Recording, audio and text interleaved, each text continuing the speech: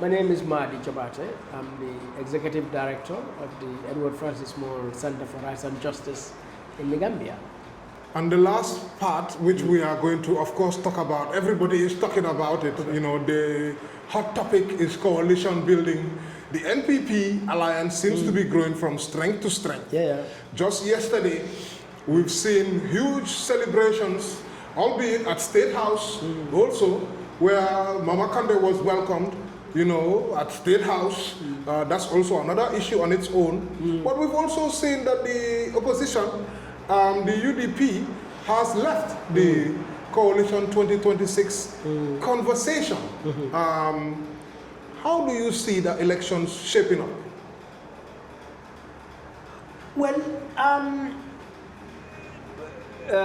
citizens have a right to form political parties, and political parties have the right to coalesce. Unfortunately, in our situation is the fact that our politicians generally, with few exceptions, our political parties, generally, seem to prioritize personal partisan interests beyond and above the national interest, even though everyone claims national interest. In fact, they will say they joined the NPP or they left the coalition because of national interest. Many of them. So I believe every political party, any sort of group of people who create a political party, you have created it out of strong convictions. You've created it out of a realization of gaps in this country, in the governance and development of this country, and you are determined to solve them. So that the idea of political parties, even coalition, or politicians jumping from one party to another, should be so rare, because otherwise, why would you join another party? All right. If, when you have created your own party, knowing all those parties existed, it means you have felt they do not have the solution. You have the solution. So why would you abandon your party to go and join another party, particularly a party that you have opposed? So how come your solutions now match? So for me, that raises serious issues of legitimacy, of sincerity, of authenticity.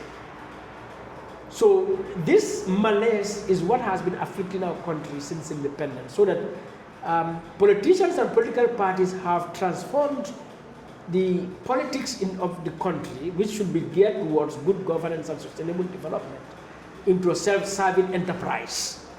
And for me, that explains one, even though every citizen has a right to form a political party, but when you look at it in a country like the Gambia, in terms of size and population, to have up to 19, 20 registered political parties raises questions about the genuineness. I believe we have 24 at the moment, if I'm not mistaken. It raises questions about genuineness, because all of these 24 parties or these individuals who form these parties cannot claim that in terms of ideology, in terms of program or agenda, in terms of vision, they are diametrically opposed, very different to the other party, to the point that they cannot just join that party and build it.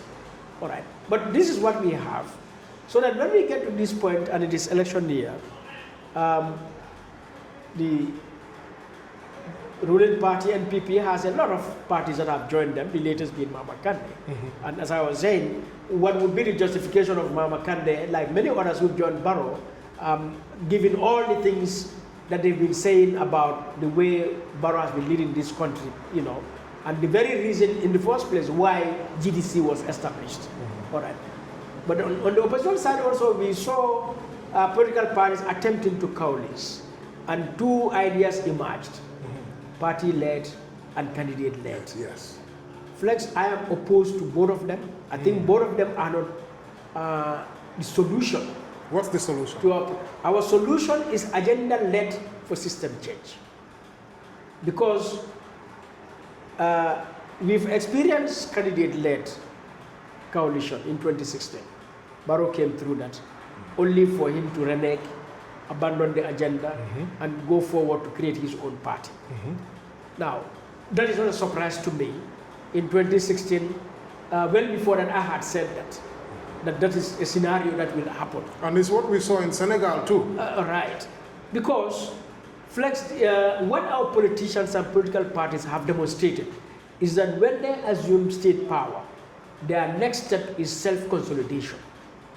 So when these parties today that are talking about candidate-led or party-led, if any party wins the election in the name of party-led, as UDP is calling, for example, I have no doubt that the moment that party with the coalition behind it wins the election, they will be interested in self-consolidation.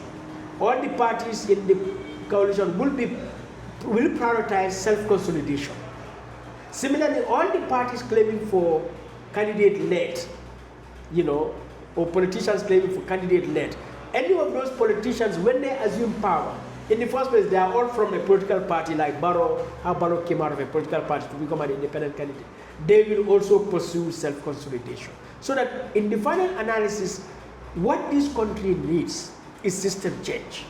That system change would be sidelined and consolidation would become the objective. And so for me, where we are as a nation, not just 10 years of Barrow, not just 22 years of Jammeh, not just the 30 years of Jawara, but all of this combined, the 61 years of our independence. What is evident from the 1965 Constitution, 1970 Constitution, 1997 Constitution is that we have a constitutionalized autocracy. All right, one needs to read the 1997 Constitution that it cannot deliver us a solid democracy. What it can deliver us is a corrupt dictatorship, because it has given overwhelming powers. Look, the president is going to appoint the chief justice, unilaterally. That should not happen in a democracy. All right, but the 1997 Constitution, that is what it has given us. It was the same 1970 Constitution, 1965, and that is the reason, Flex, that corruption, all right, disregard of the rule of law, abuse of power, is entrenched in this country. It's no reason other than the very legal, constitutional, and institutional framework that we had inherited from the British.